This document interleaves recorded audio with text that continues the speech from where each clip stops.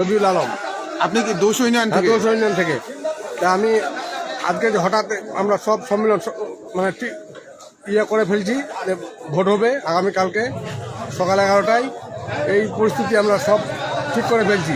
হঠাৎ ভোট বন্ধ করে দিল, এটার তীব্র নিন্দা করতেছি।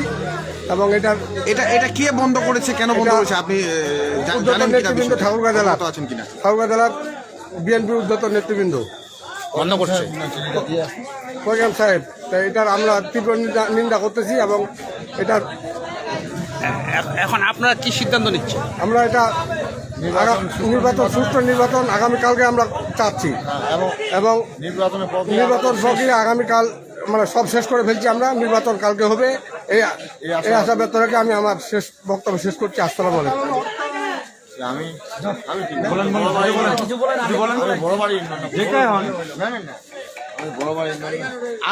আমরা আরেকটু জানতে যাব। এখানে বিএনপির একবারে সক্রিয় একজন স্বেচ্ছাসেবক দলের নেতা, সাংগঠনিক সম্পাদক বালিয়াডাঙ্গি উপজেলা মুক্তারুল ইসলামকে কিছু তার মূল্যবান বক্তব্য রাখার জন্য অনুরোধ করতেছি।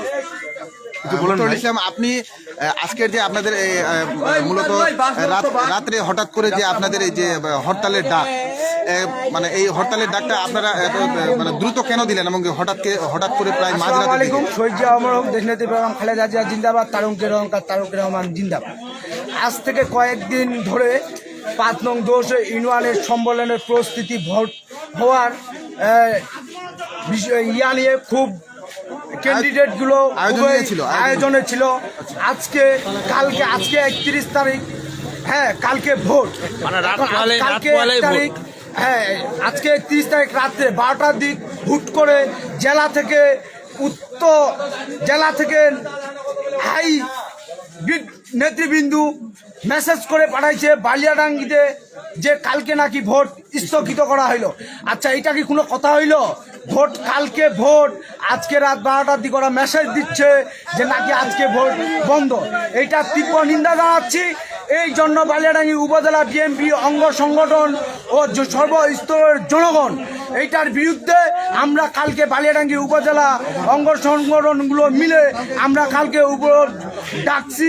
অবরোধ কালকে সারাদিন হরতাল এবং সুস্থ নির্বাচন চাচ্ছি, যাতে একটি সুস্থ নির্বাচন দেওয়া হয় 5 নং 10 ইউনিয়ন। আরেকটা মুক্তারুল ইসলাম, আপনার কাছে আরেকটা জিনিস জানতে যাবো, সেটি হচ্ছে আগামীকালের যে আপনাদের সম্মেলন এবং যে কাউন্সিলের ভোট যে স্থগিত করা হয়েছে, সেটি কি আপনাদেরকে মৌখিকভাবে জানানো হয়েছে নাকি সেটা দাপ্তরিকভাবে আপনাদেরকে চিঠিতে জানানো হয়েছে? 11:20 আমাদেরকে মোবাইলে চিঠি দিছে, হোয়াটসঅ্যাপে।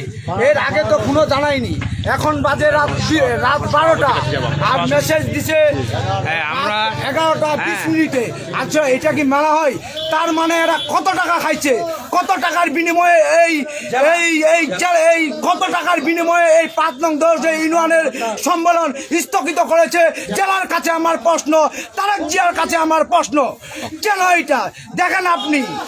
আমরা জিয়ার আদর্শ সৈনিক, আমরা জিয়ার আদর্শ লালন করে রাজনীতি করি। আমরা কোনো দালালের রাজনীতি করি না, আমরা শহীদ জিয়ার রাজনীতি করি। এখন আমরা সরাসরি চলে যাচ্ছি 10 ইউনিয়নের কাছে জানতে চাবো।